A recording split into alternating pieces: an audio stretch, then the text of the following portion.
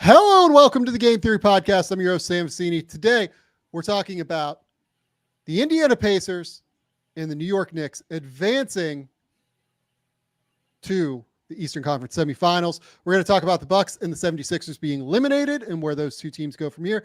Maybe talk a little bit of NBA draft at the end. Maybe talk some Bucks offseason, particularly as well. Until then, though, let's hit the music.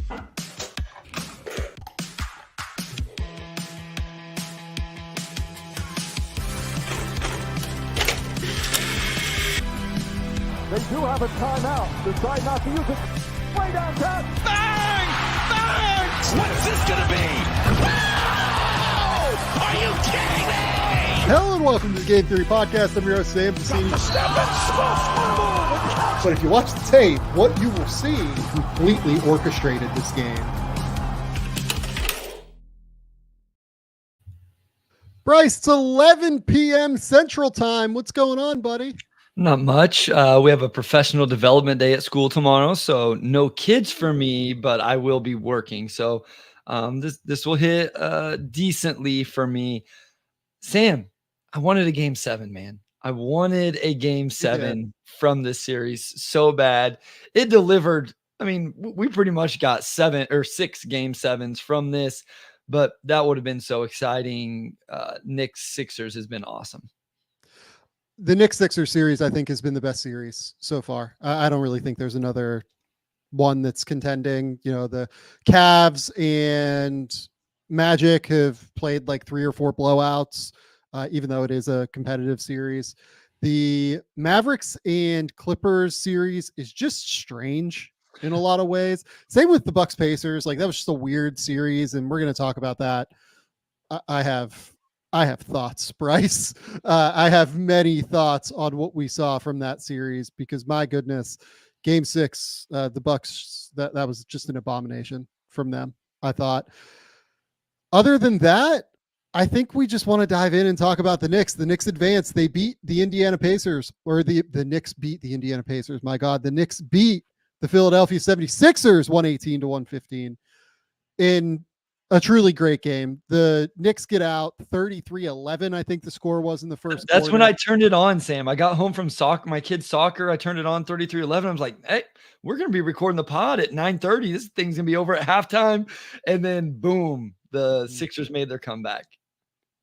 It was unbelievable. The Sixers got this incredible bench run from Campaign, from Buddy Hield. I think at one point in the fourth quarter, I think it was after Mitchell Robinson's like dunk that we'll actually see here when we break down tape, off of a dump off from Jalen Brunson, that I think it was 37-2 in terms of bench points in favor of Philadelphia because of how well Hield played particularly.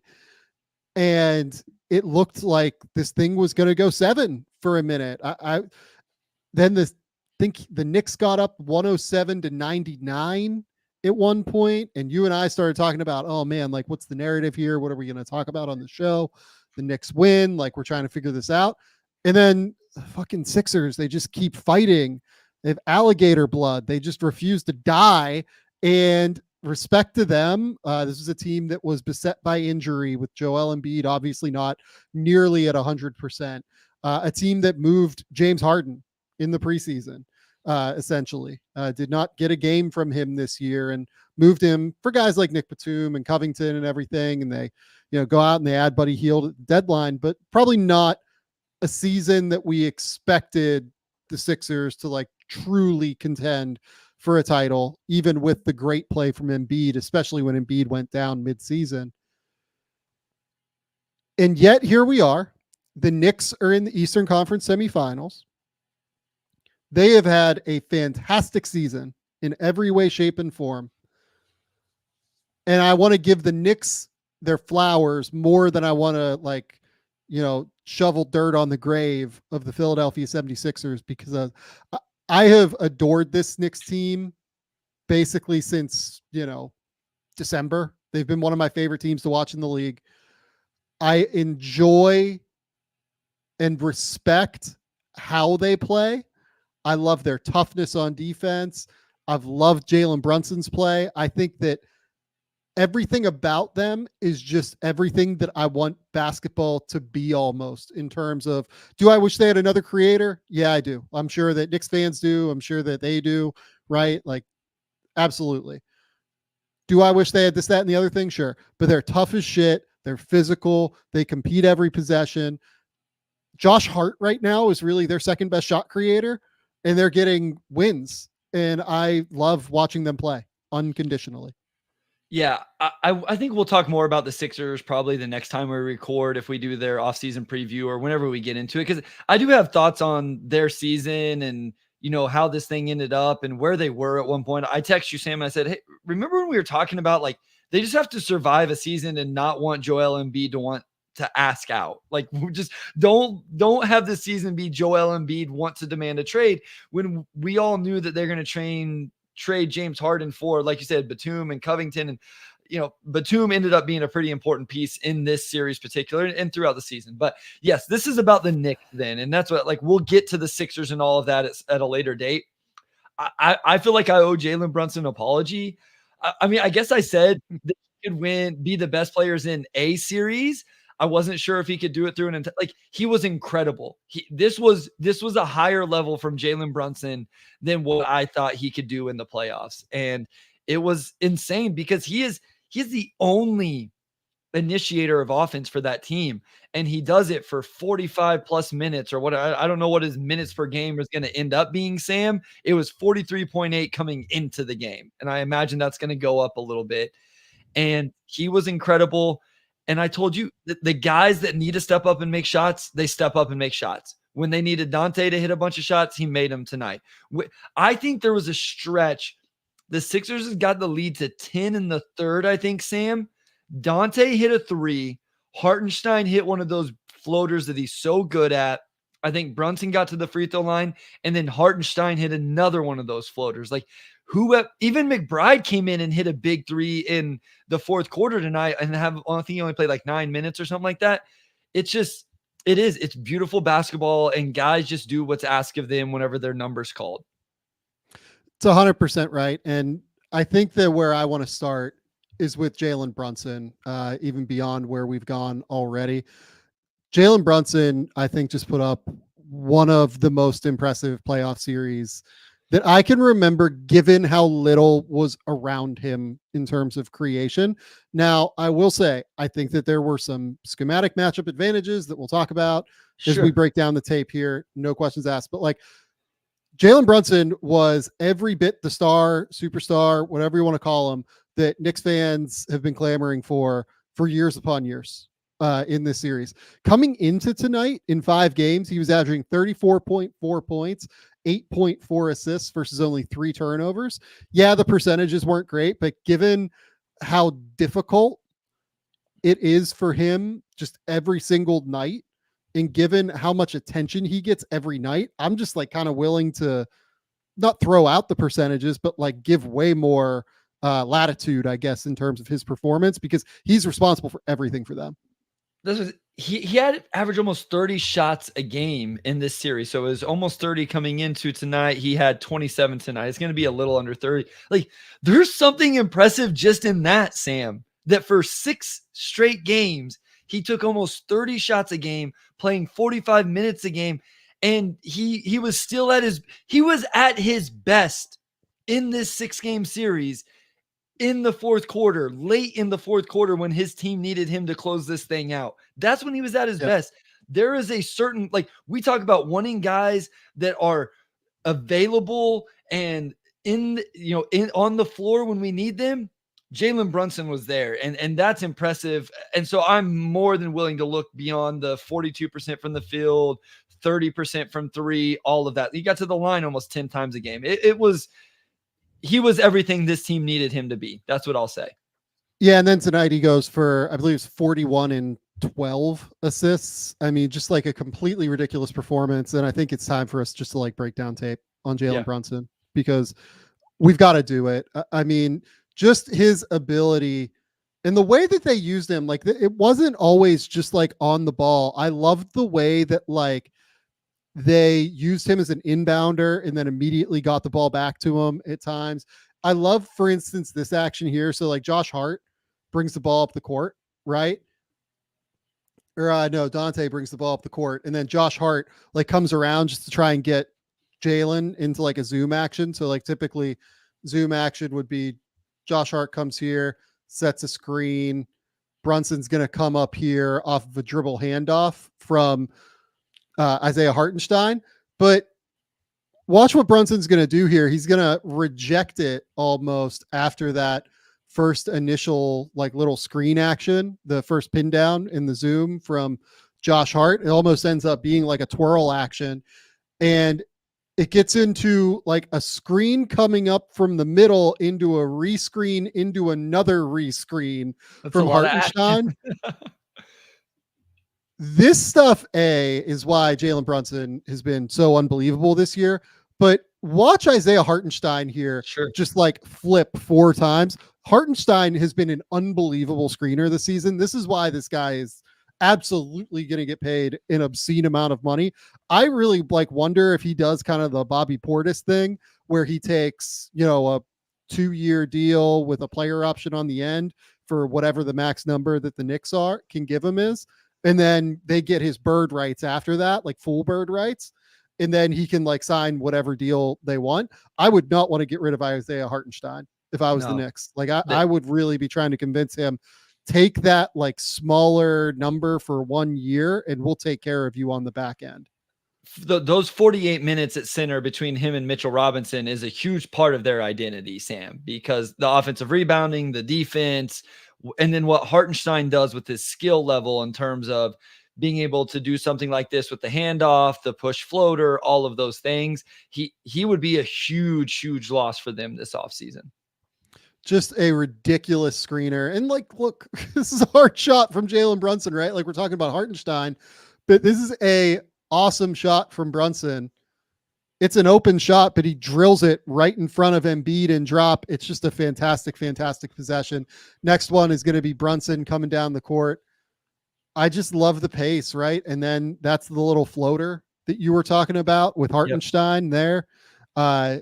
Such a valuable shot and just makes it really hard to guard Brunson, because the minute that Embiid becomes like fully engaged here, and look, like I think Embiid's not moving well, right? No. Like, that's part of the equation. It has to be at least said. Embiid's not moving well, but I thought this was like a pretty shit defensive possession from Embiid, and Hartenstein just gets that open shot there. Next one coming down, but DHO into rescreen. Go ahead. Real quick, I was just saying, like, he created an advantage. Like, I thought Kelly Oubre did about as much as you could expect Kelly Oubre to do defensively against somebody like Jalen Brunson in this series. And the length is why you put him on him, but Oubre can't keep up with Brunson. Brunson's going to get to his spots and then not force his help. So like on that last clip, Brunson's able to go by him, and then Embiid feels like maybe he has to help a little bit. My point just is like, that's what Brunson puts that's where he puts you in a tough spot is, okay, we want to put length, but a guy with length then isn't going to be able to stay in front very well. So he's going to go by, and then teammates think they need to help, and he just puts you in tough situations. Well, and the other thing here too is the way that like Brunson keeps his dribble alive, right? Like a worse player would pick up his dribble here, right? Yes, that's true. Stop playing, but in reality, Brunson just keeps it alive for that extra dribble and just forces that help to be able to get to Embiid. This one we always talk about with the Nuggets, right? Like, what's the hardest thing with the Nuggets to guard? Yeah. It's the DHO into rescreen. Yep. DHO into rescreen. That's why they spam it every single game. This one, DHO into rescreen. As soon as Embiid has to commit a little bit farther out, Brunson just does that great job of just like stringing him along, just that little bit extra. And he gets the floater. I like how he sets up the rescreen as well. So he comes off. As he comes off here, Oubre goes underneath. He catches. He doesn't go right away. He pauses right here. I think he even gives Oubre a jab to the left. Yep. Oubre was starting to jump on the top of that screen. Brunson gave him the little jab to the left. Now he's able to run him into the screen of Hartenstein. Now he occupies Embiid a little bit too long. And then again, like that's a tough shot. I think these are the couple of the buckets I referenced kind of in the intro in terms of Hartenstein making some big buckets when the Sixers had taken the third quarter lead. No, these are the buckets. Yeah, I'm glad that you brought them up. This year, Isaiah Hartenstein on floaters, he shot 61% on That'll floaters. That is an obscene number for people who don't know. Yeah, that will play. A completely ridiculous number. This one now, Brunson fakes it like it's going to be a DHO, keeps it, gets all the way to the rim. So good with the scoop. So good with the scoop. Loves those inside hand finishes on the right side. And again, just the way that he manipulates his screener. Yeah. And the fact that the screeners are always available. Look at Mitchell Robinson here, kind of coming up. Looks like it's just going to be a normal screen. No, it's not just a normal screen, right? Kind of goes into like a step up attempt, into a rescreen, into a flipped rescreen. And then he just hits Dante backdoor because Tyrese Maxey is kind of asleep at the wheel here.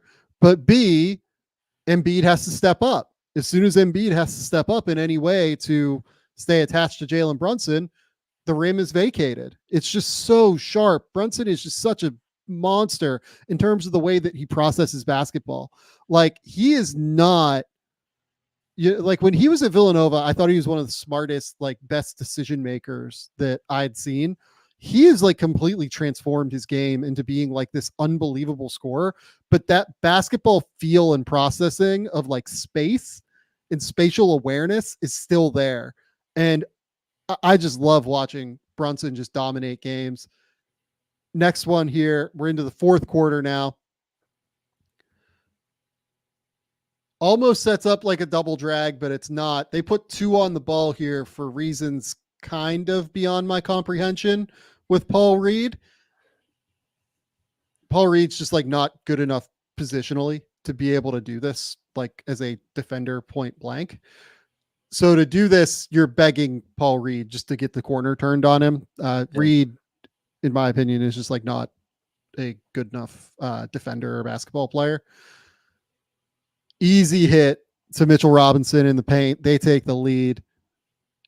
It's just really, really hard whenever Brunson is able to keep his dribble alive until the exact moment that he wants to stop, and when he can decelerate as quickly as he can. Well, and that's what I think.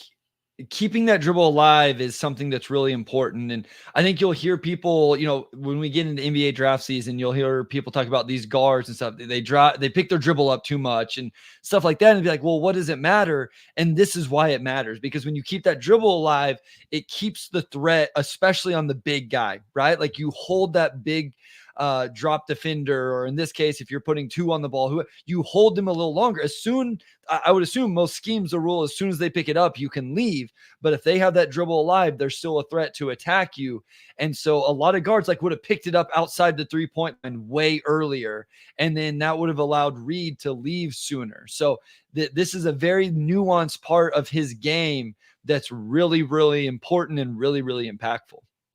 The other thing I want to point out here while we're talking about it is the way that they're tagging here, the way that the 76ers are tagging this play is using Buddy Hield as the tagger because they want to tag off of Josh Hart's guy as opposed to Anunoby's guy.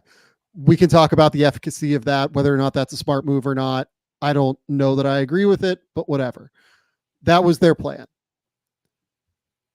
Watch what Jalen Brunson does with his eyes. He looks right at Josh Hart, and that ball looks like it's going to be able just to shoot out this way, right? Looks like it's going to be able to shoot right out to Josh Hart with ease. Buddy has to be aware of that. In my opinion, I would rather have Buddy just like stay attached to Mitchell Robinson, and I think that's probably the defensive concept that they're hoping for here.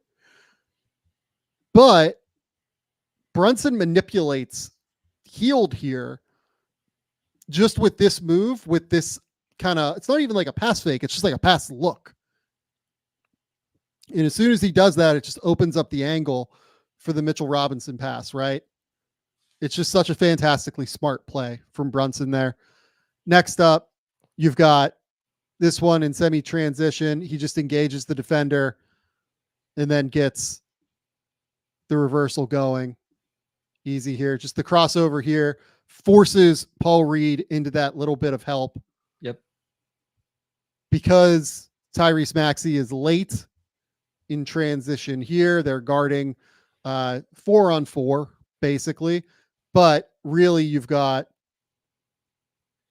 4 here. You should be able to guard this, but they don't because Reed kind of ends up in no man's land. But as soon as Brunson here engages Reed and forces him off of Dante, Nick Batum has to step up here, which opens the reversal down for Anunoby to score. It's something simple, but just like that ability to engage that big defender every time is just really sharp. Just really, really smart from Brunson. Next one, again, just call out, something they've done really, really well throughout the course of this series. Getting the ball back to Jalen Brunson after he inbounds the ball, just like in a DHO. There have been moments where some of the stars across the league have been denied the ball in the playoffs, right? The way the Knicks are utilizing Brunson to get the ball into his hands, use him as the inbounder, then use him to go get the ball after. Again, dribble alive. That suddenness on the crossover is pretty sick. Then just goes out, gets the Hartenstein DHO to reset it. And again, it's just that ability to keep the dribble alive constantly, right? It's a sudden crossover, realizes that he has to pick up the dribble, finds his outlet, takes the DHO, engages Embiid, and understands that he's got the opening and drop, right? This is just like, this isn't scheme. This isn't like any sort of, crazy thing that Tibbs is doing. This is just Jalen Brunson being special at the end of the day. Well, it's a nightmare to guard him, Sam. Like, think about just in the clips you've shown, how many different actions, but it hasn't just been like straight isolation. It's not like I know he dribbles the ball a lot and there's all those stats out there, but he's making his defender work. He's not just dribbling in place in a lot of these. It's one movement into the next movement. And then here he gives it up. Like, they're not even close to the same types of players, but it's almost like how Steph runs off the ball whenever he does things. It's like that's what Jalen's doing on the ball, where he's using one side of the screen and then reusing it, and then reusing it, and then jabbing and refusing it. Like, it's just one thing into the next. And I don't know that I've appreciated enough until we're watching it here. It's just that wears defenders out. It takes so many efforts to stay with him.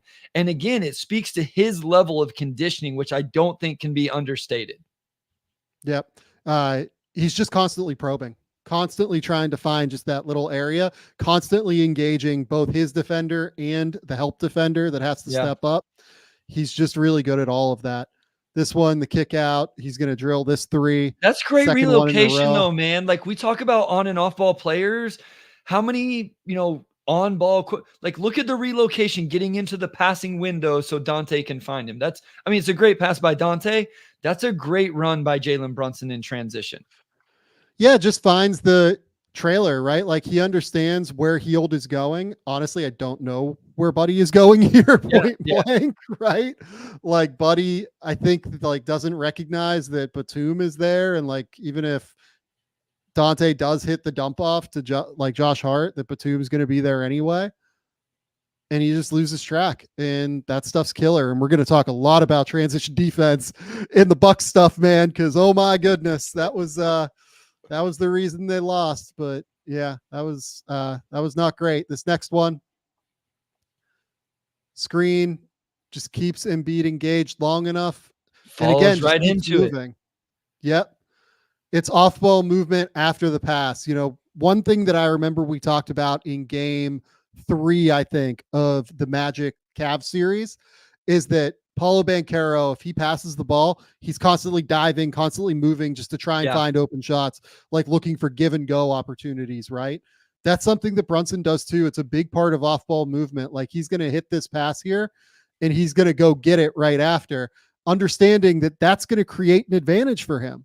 That's going to create his opportunity to be able to get the separation that he wants. And this is just absurd. He's drilling this mid-range shot here with 3.9 seconds left on the shot clock, surrounded by 3 guys. This is like special shot making from Brunson. But you know what, man? Like, you can't say anything other than tip your cap to him. And like, this is an elite player right now. He's been one of the 10 best players in the NBA this year, point blank.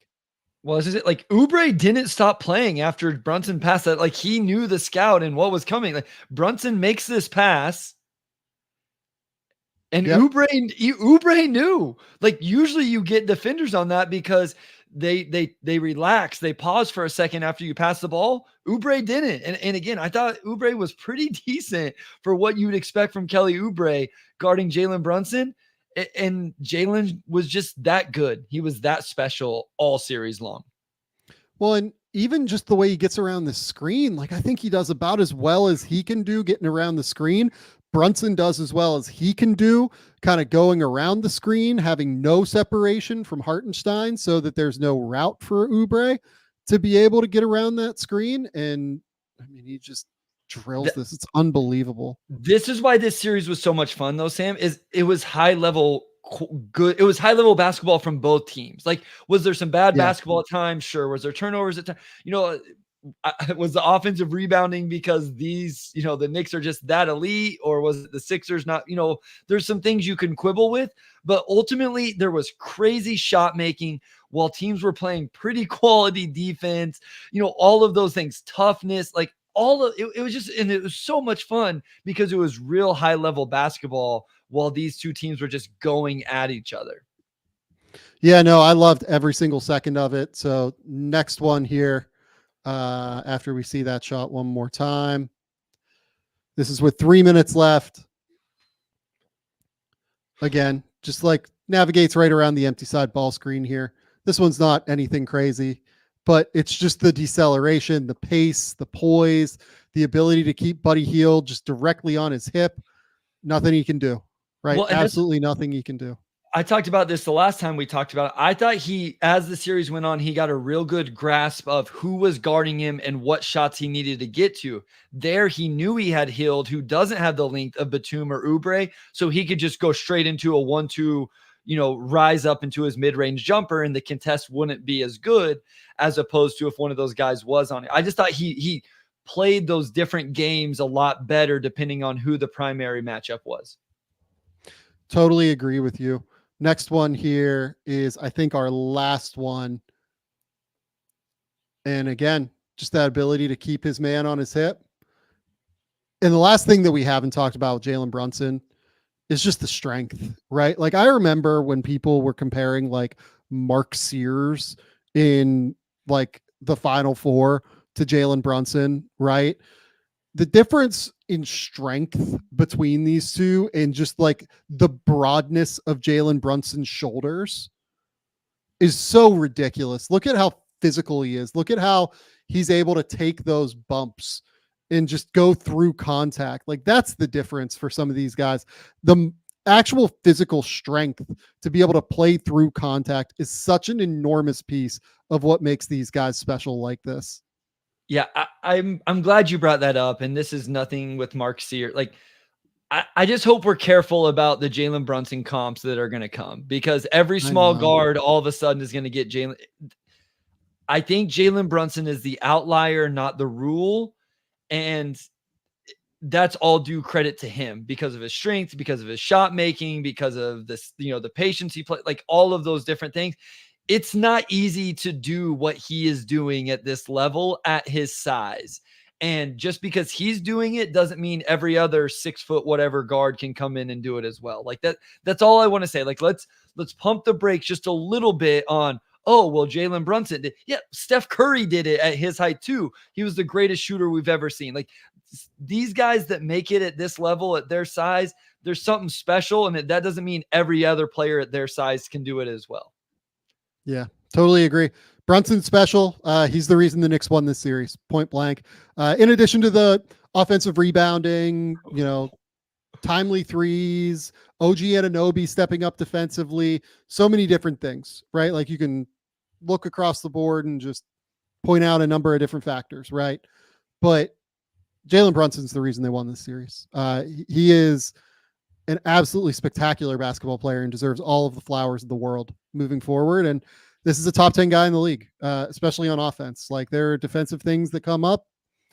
We'll see what he looks like against Indiana. I think that honestly, I think that this is a series that bodes pretty well for the Knicks if you kind of look at it schematically and in terms of detail orientation and everything. But man, I'm just so impressed by Brunson across the board. Yeah, no, I think he's been incredible. Again, I said it at the top. I thought, a few months ago, I said, hey, he's good enough to win a series, like go crazy. And that's what he did in this one. So, and I said, I don't know if he can do more than that. I think he's going to do it in this next one. I think he will absolutely be the best player in the series against the Pacers. I'm fascinated to see who the Pacers throw at him and how they try to guard him and what they try to do. But honestly, Sam, and I know I'm like looking way out now, I want to see him against the Boston Celtics. I want Knicks Celtics in the conference finals. And I want to see, because if Brunson does this against that team of Drew Holiday, Derek White, Jalen, all of these defenders they can throw at him, man, that would be something to watch. So I with all due respect to the Pacers, who I know we're about to give some love to and talk about and all of that, I kind of just have my eyes set on that would be an incredible Eastern Conference Finals to watch. Just a real quick few thoughts on the 76ers as well. We're not going to dive deep into their offseason. I want to do more of a longer dive on that at a later date, because there are so many potential permutations of what that could look like, right? Like, they just have so many options on the table. And I just don't think that, frankly, we have enough time to really dive into that. We can do the Bucks today because the Bucks have fewer permutations, but the 76ers have every single thing on the table for them.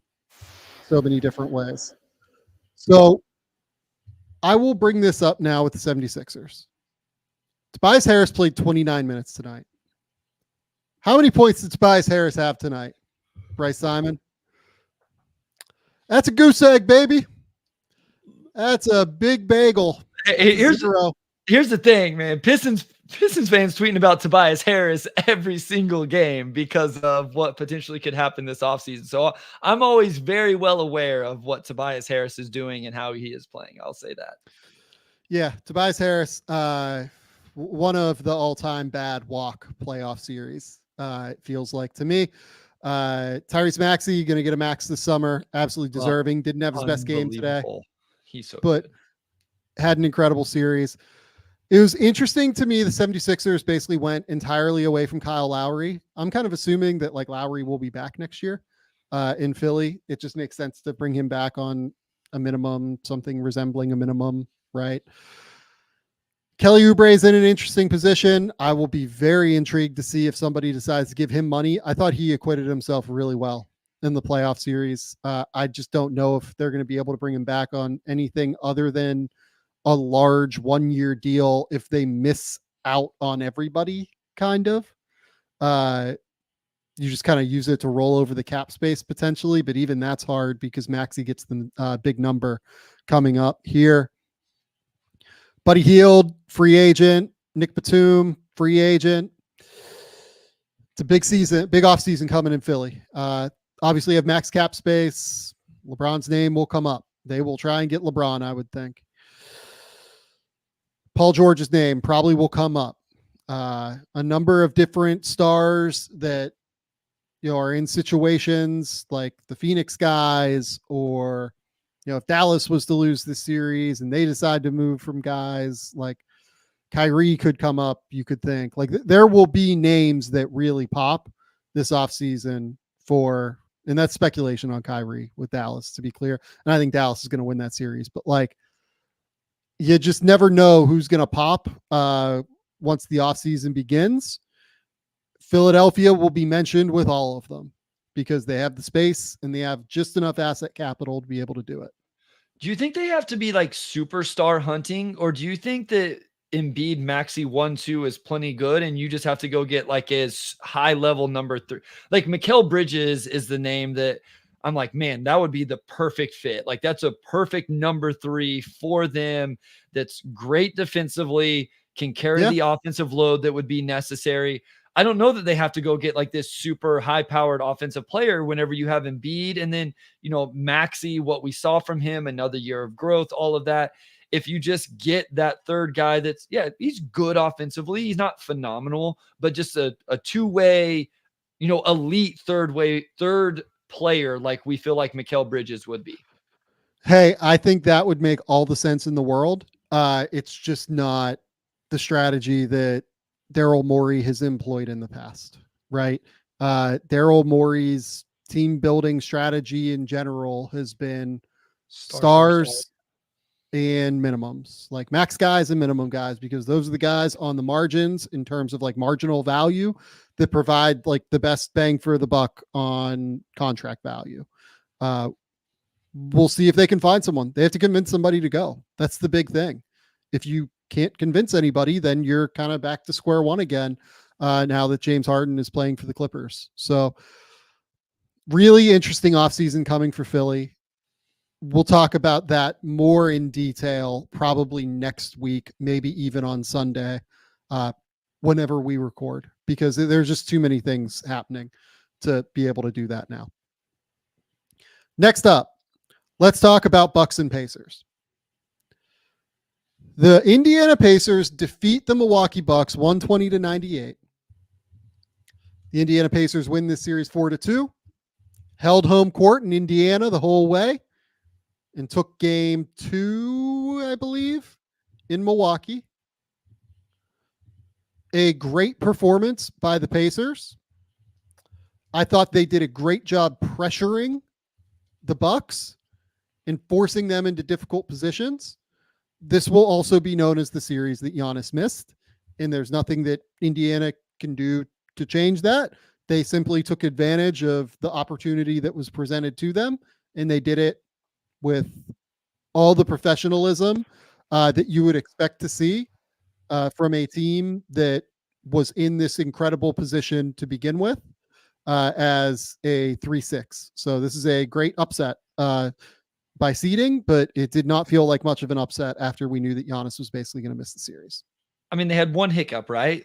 I thought maybe they hurt themselves or really gave the Bucks a chance whenever they gave up game 5.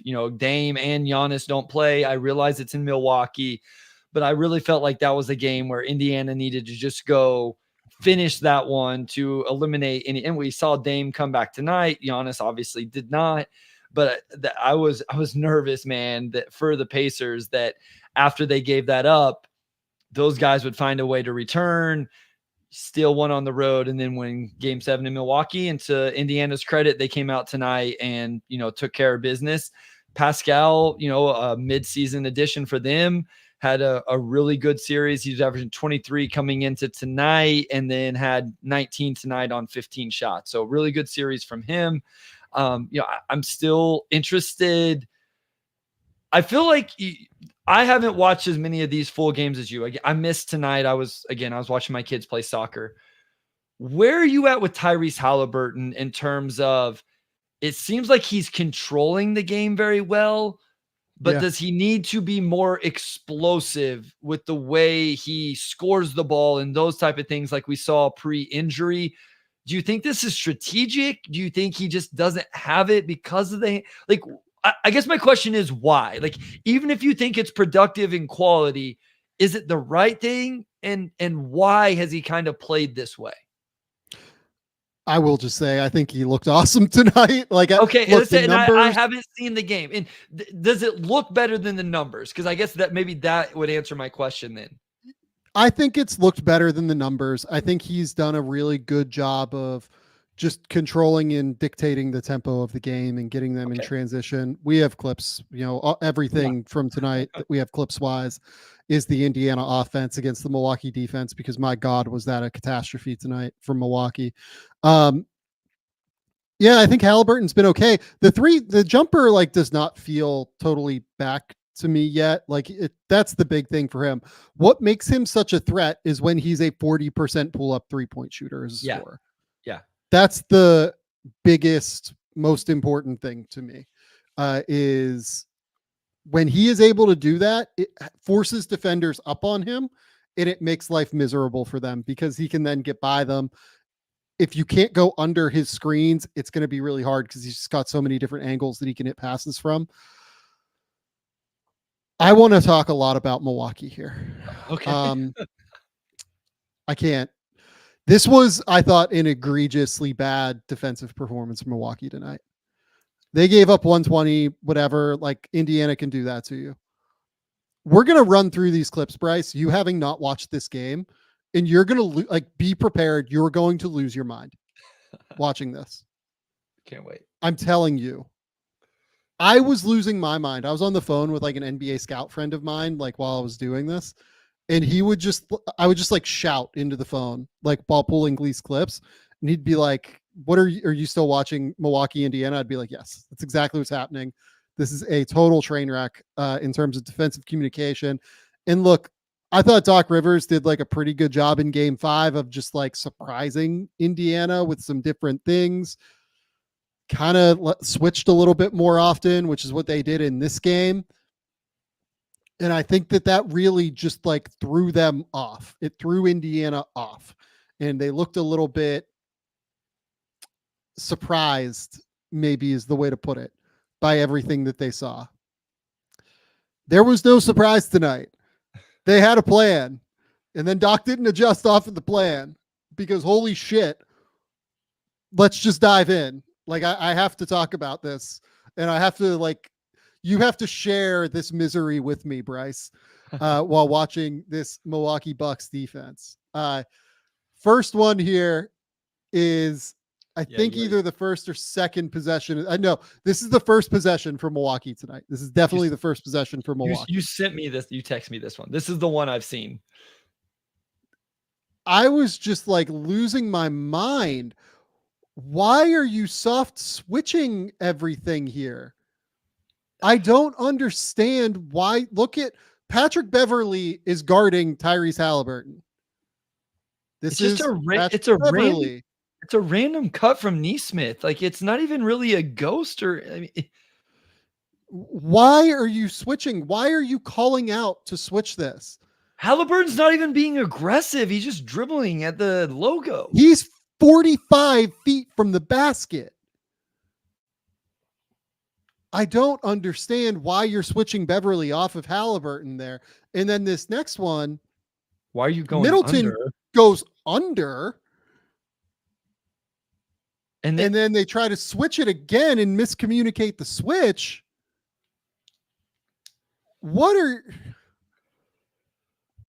Explain? When I had seen this one, it's still frustrating watching it the second time. I told you I thought the communication was just bad, but then like the first one doesn't even make sense. That shouldn't even require communication. There's no communication. There wasn't a screen. I don't know what's. And the second one, again, I don't know what the communication was supposed to be. Why is Middleton going under a Tyrese Halliburton ball screen? Yeah, I cannot explain is my answer. I do not understand anything that we saw from the Milwaukee Bucks on defense tonight in terms of the plan. It did not make any sense to me. And as we go through it more and more, you are going to lose your mind as well, I think. So this one, look, you're 4-on-2 here. I get it. You're 4-on-2. It's just transition. They're pushing the tempo. I put this one on here just to like make it clear. I am giving the Pacers credit for this. They absolutely pressured the hell out of Milwaukee in transition. The Pacers deserve a ton of credit for it. It's another 3 from Halliburton. This one, miss directly out to Halliburton. It's just the amount of pressure that they put on you in space, right? It's the amount of pressure. This one, I think, is actually like defended reasonably well by Milwaukee standards tonight. You get the little help there from Middleton. Yeah. He allows Beverly to get back in the play. Everybody's there, but you just have Brook Lopez in space, right? And this is the thing that I think Miles Turner has not gotten nearly enough credit for. I agree. The ability to put the ball on the ground. Yep. He has gotten so much better over the course of the last 2 or 3 years of putting the ball on the ground, being able to attack. Yep. Does a great job getting to the rim. Gets fouled. This one, 5 minutes left, first quarter. I just don't even know. I that's a miss, by the way. So this could have been worse. The transition numbers tonight could have been worse. So Beverly picks up Halliburton in transition. Middleton has to sag off there because hold on. Let's go back 1 second. If Beverly follows Halliburton there, then you've got, no, he doesn't have to sag off. This is bad. This is just bad across the board. So Gallinari, the thing that they did tonight, and part of the reason TJ McConnell got going early, particularly, was they put Gallinari on TJ McConnell. Okay. I don't mind that as a strategy. I think Sure. I don't like playing Gallinari as a strategy, and playing Gallinari over Andre Jackson to me is indefensible from Doc Rivers. But if you're going to play him, I get the strategy of putting him on TJ McConnell. He's here. TJ McConnell is not a shooter. If TJ McConnell wants to shoot a mid-range jumper here, I was just say that's a win. Cool. Great. But Beverly decides to stay attached here for some reason that I don't really get.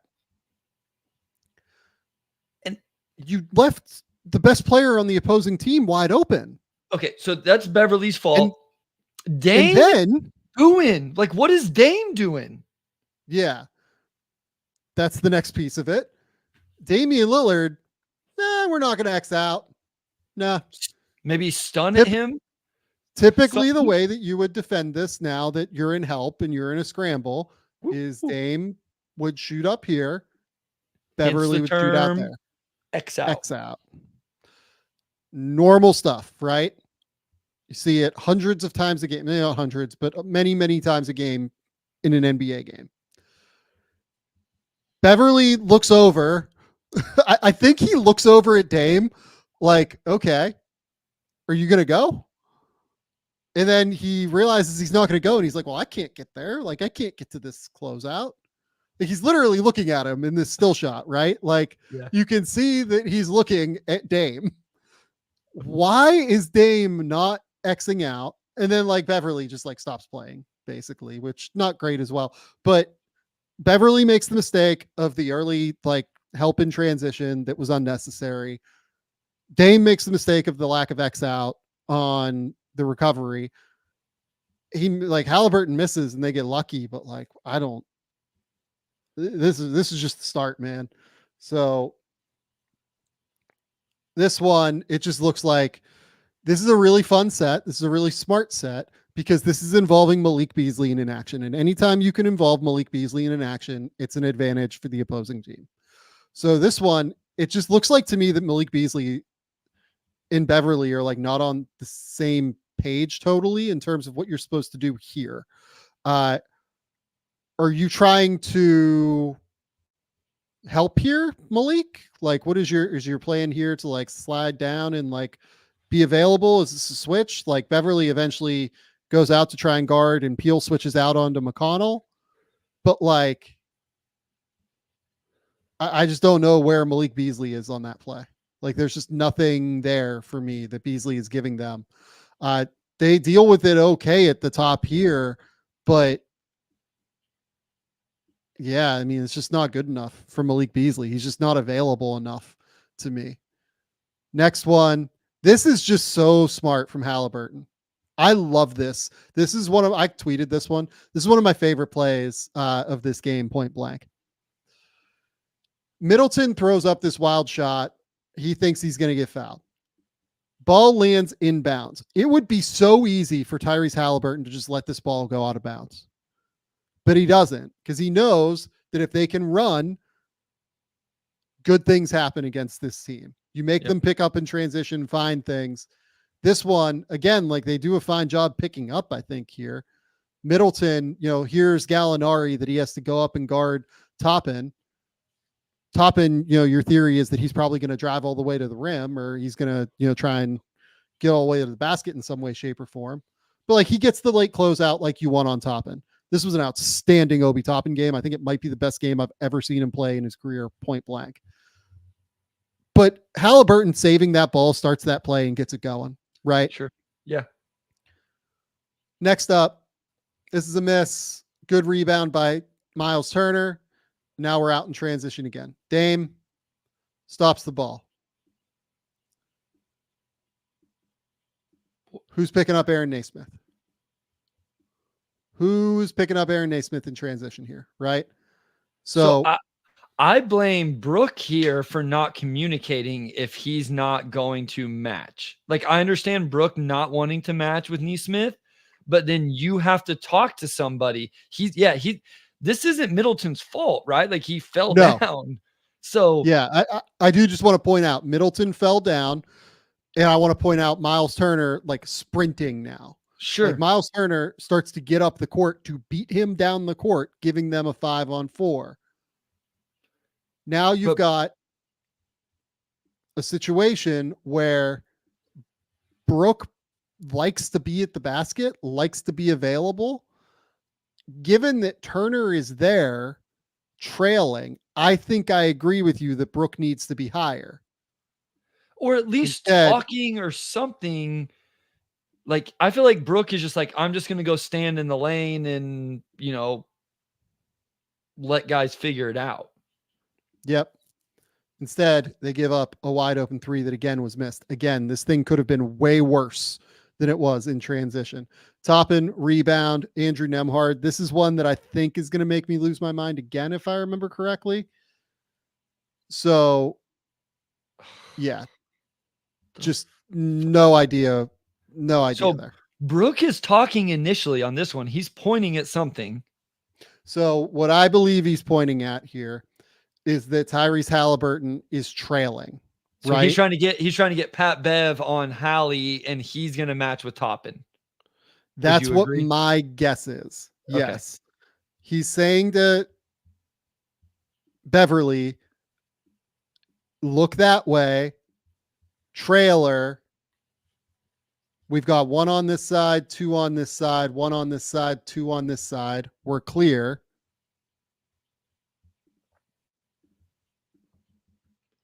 Brooke is pointing backward. Malik Beasley pointing that way. Everybody is pointing to Tyrese Halliburton trailing right now. I even think that Beverly gives them like a little like wave as well at one point to say like, I got it. Look, like he like gives the little hand gesture there, which I think is him saying like, I got it. Maybe I'm wrong. Like I would need to know that. I'd need to be there almost to know. I thought I saw it also. He looked back at one point and what is he doing? Yeah. And he just goes this way. Dame now is pointing out that way toward Halliburton. He makes it so that Brooke has to go pick up Halliburton, which is a nightmare. Yeah, you're just screwed at that point. And then you're screwed. And then just no recovery out, no attempt at recovery out here. No other rotations. Dame just letting himself get screened by Toppin, like no scramble stuff. Just not good enough. Not good enough effort. This is why like this pissed me off. Like this was just like such horrendous effort, such horrendous defense all night. And like I get that he's screened here, but like not really. Like he could get around that screen if he wanted to try and speed him up, right? Next one. Now we've got Pat Bev, and it's just these two just, out at the top looking a little bit confused in terms of what they're trying to do. So I think they're not totally sure which one's going to Halliburton. Halliburton misses, Halliburton's jumper still isn't there. This one was also egregiously bad. So this one we've got. Where's Malik going? What is he doing?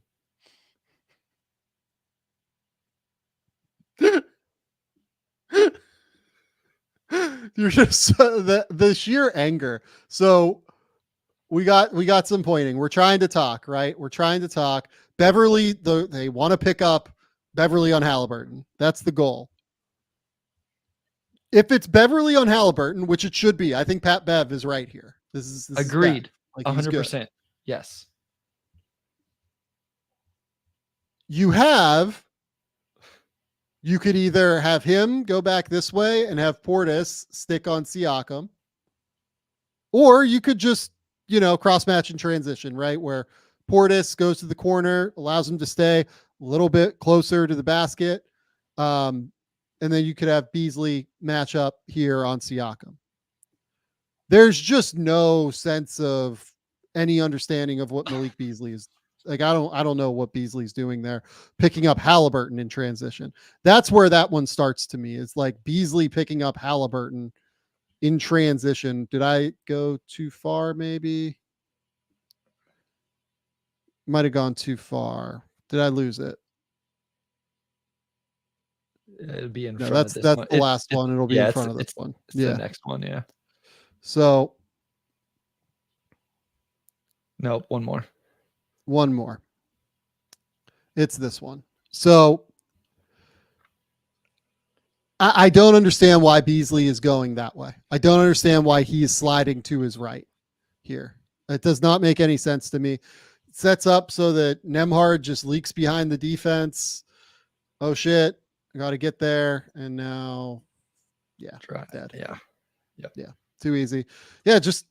I just don't understand how they were so bad at picking up in transition in this game. I do not get how they could be so bad. This is a playoff team. They can't be this bad at picking up guys in transition and just counting. Like, you can't do it. Well, okay, hold on. Go back. Attention to detail this much. Go back. Now rewind a little bit. Watch after Halliburton passes the ball. Beverly tries to leave him. So Halliburton dribbles down. Look, Pat Bev's leaving. He's going away. Like, Siakam could throw it right back to him and he could shoot. They still can't figure it out. I just truly don't.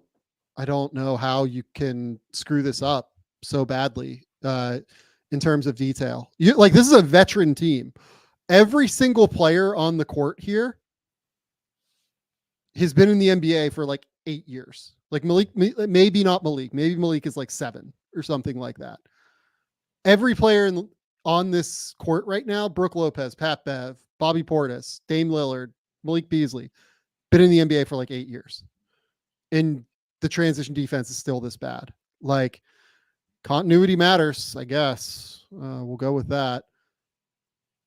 This one, again, just like Malik Beasley has no idea what the defensive coverage is. Just no idea, it feels like to me. Like, what are we doing? What is our plan here? What are we trying to do? Screen? Are we switching? Or are we going over the top? What are we doing? Malik Beasley's not sure. Leads to an open 3. Should have been an easy 2. They get lucky again, by the way, on like a total breakdown. This one, Beasley.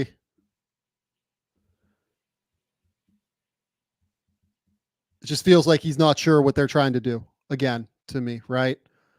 So Halliburton here, it's a ghost action with Aaron Naismith. They put Naismith on Brook Lopez. This is something they did in game 5. I don't agree with it, but whatever. Are you switching it? Or are you putting 2 on the ball? Are we not Xing out? What is our plan? The fact that Pat Connaughton is so like not, moving here makes me think that he thinks somebody is going, which says to me that they're probably supposed to switch that. But they don't, because Malik Beasley ends up kind of staying here. I don't know. Maybe they think that like they're supposed to help. Maybe he thinks he's supposed to help here at the nail. Maybe that's one of their principles.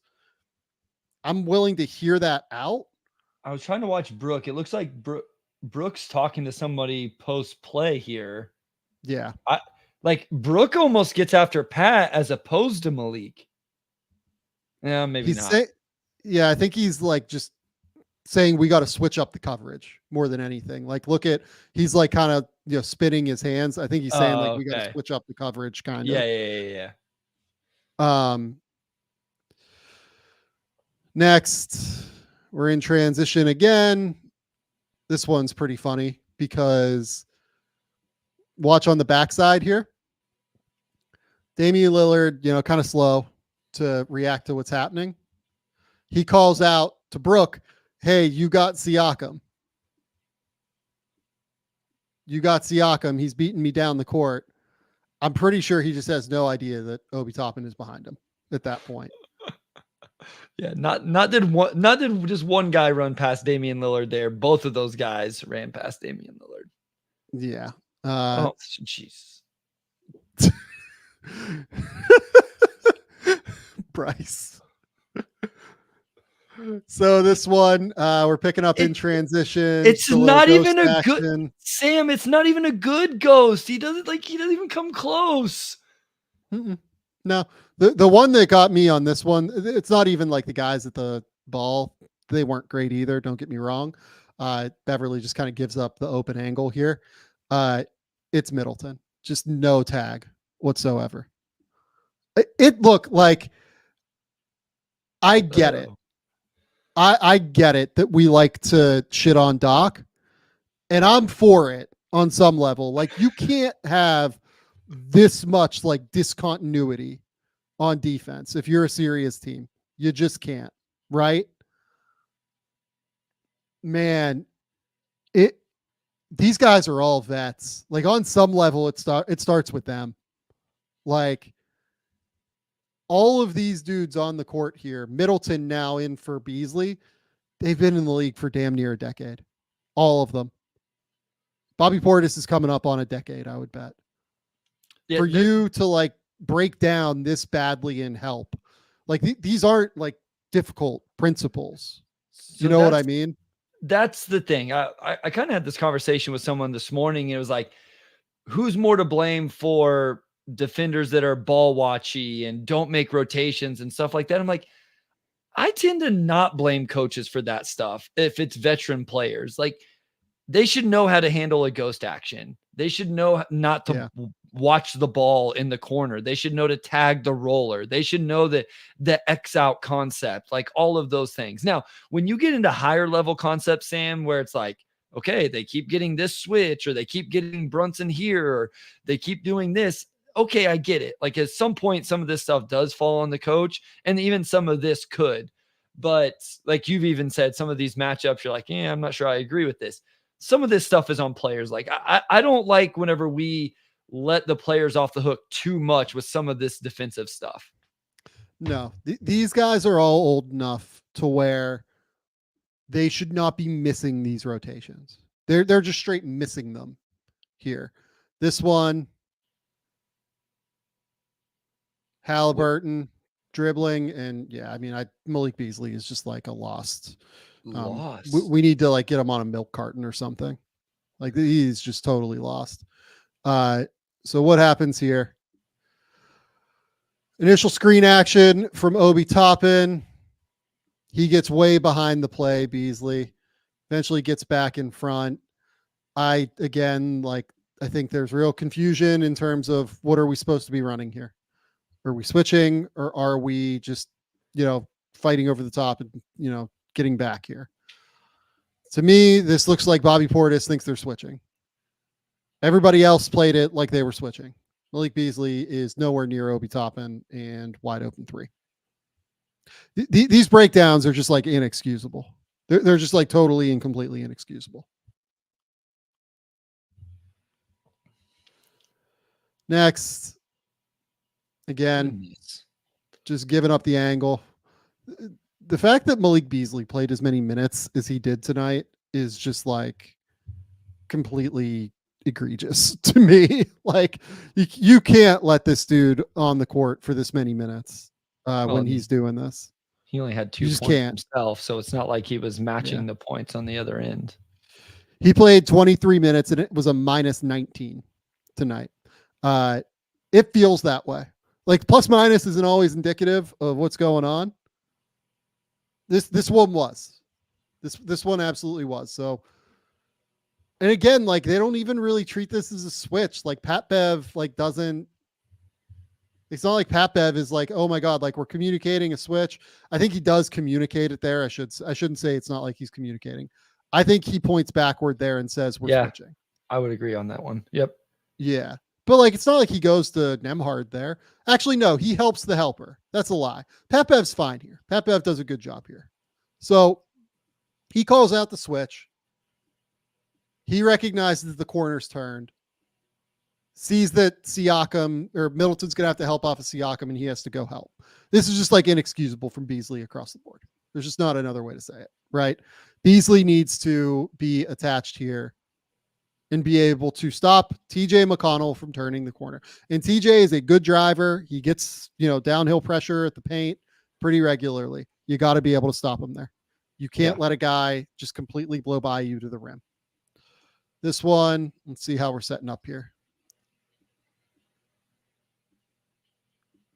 This one, I think, no, I don't know what this one's going to be. Oh, yeah, I do. So this is just going to be like an easy soft switch into a high seal for Siakam, right? So this just ends up being like way too easy of a peel switch on the back end here. So Siakam is guarding Ben Shepherd, or Lillard is guarding Ben Shepherd originally. Siakam being guarded by Pat Connaughton. Then they run like basically an empty DHO.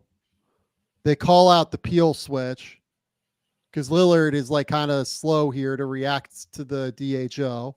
Kind of slow. Like he's still not moving by the time Siakam throws the ball to Ben Shepherd, and he has to peel switch it because of that. It's just such a soft switch, and it creates this easy seal high for Siakam, who is an awesome scorer at the basket. Just not good enough, right? Next.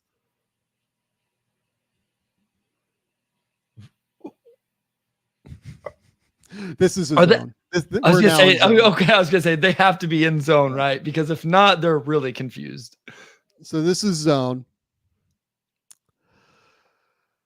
They went to a zone in the fourth quarter. I only put this one zone possession in here because I couldn't do more of it. The zone was not good. I put it in here because it was an adjustment that Doc made it late, whatever. Right. And like Lillard didn't play horrendous today. I want to be clear about that. Like he had like 28 points. He was the only guy, it felt like a lot of the time, that like kept them completely engaged on offense, but like they're just like giving up way too easy penetration there on the perimeter. It's just horrendous. Basketball Genesis on that one play with Malik Beasley says Malik Beasley's pushing baseline like he should. There's no help at the rim. I don't like, I understand the idea of pushing baseline there, but it's an empty side action is the problem, and you're switching it.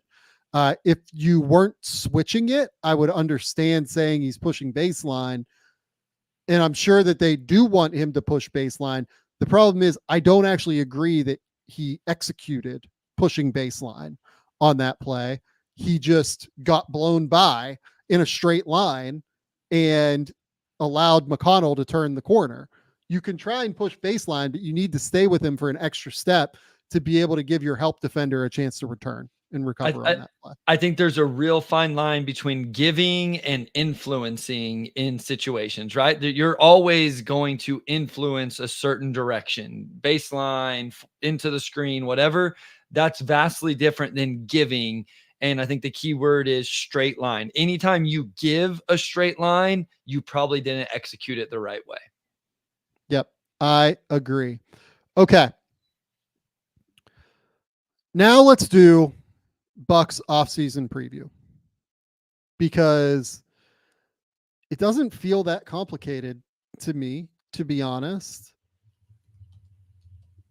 It's a kind of easy concept, I think. I know that people are going to want them to make like wholesale, like significant changes. I just don't know if they can. So Giannis Antetokounmpo, 4-year, $224 million deal. He's locked in for the next 3 at least. Damian Lillard locked in for the next 2 years at least. 3 years, $162 million. Chris Middleton, 2 years, $66 million. Next year is his last year that he's locked in before a player option. Brooke Lopez, 1 year, $23 million. Bobby Portis, 2 years, 26. Pat Connaughton, 2 years, $19 million. Both of those guys have player options. They have Andre Jackson Jr., AJ Green, Marjon Beauchamp, Chris Livingston. I think Ty Washington might be like a restricted two-way free agent. They might have like another two-way. Jalen They do. Galloway, They have our Jalen guy. Galloway. Shout out Jalen Galloway. Yes, sir. Malik Beasley's a free agent. Like, get him all the way out of Milwaukee after what we just watched. Jay Crowder's a free agent. Probably time for Jay at this point, I think. Thanasis is a free agent. I would assume Thanasis is going to be back because you probably got to bring him back for reasons.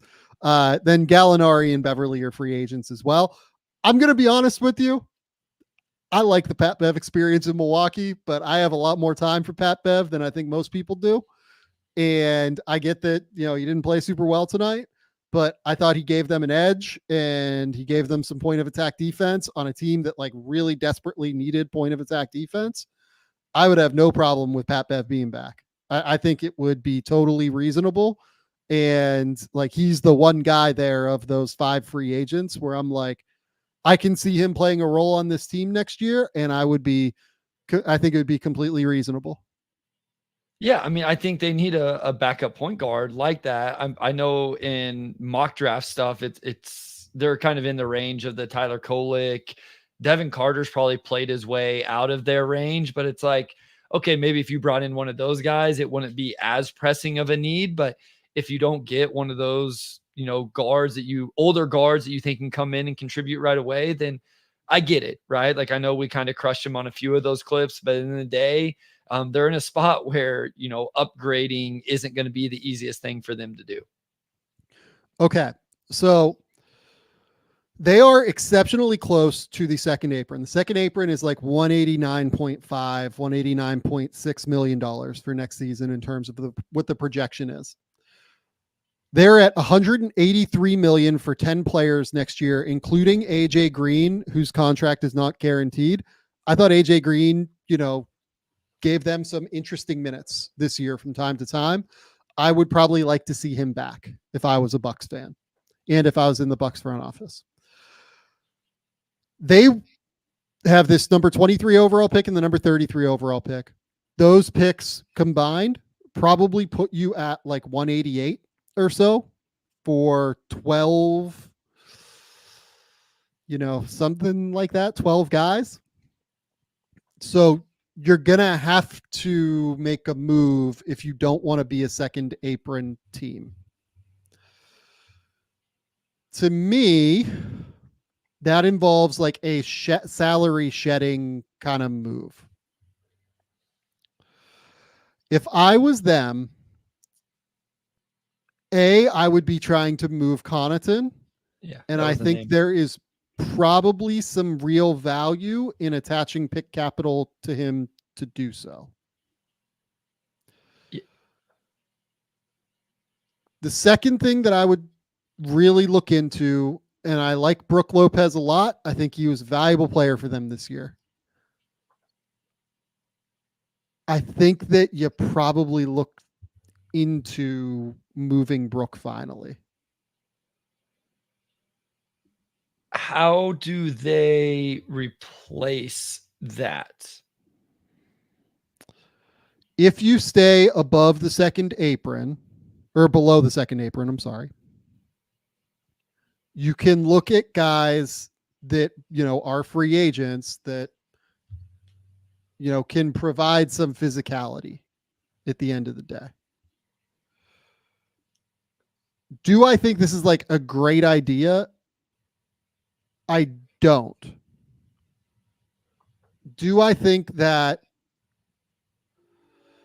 you could potentially look to use the draft to like grab maybe Kyle Filipowski falls to 23. Maybe you do just like an Eve Missy. Maybe you do a Tyler Smith. Maybe you do a, X, Y, and Z, right? And also Iguodaro. Iguodaro would actually be kind of interesting for them, I think. Zach Edey is kind of interesting. I just think that I would finally look into moving Brooke if only because he and Middleton are the guys that only have 1 year left. And you have to make sure that you at least get something for them, and they need real flexibility moving forward. So what do you think the deal with Lopez would be? Like, I realize there's like some money thing here, but do you think you could get something of value in return? Like, you think you can get somebody, a backup wing that fits into the rotation, or if Bev leaves and you don't think somebody in the draft, you're going to use pick 23 to replace Lopez with one of the centers you mentioned. Do you think you can trade Lopez on an expiring 1 year to a team that needs that, and they're going to give you a backup wing that maybe they have excess of?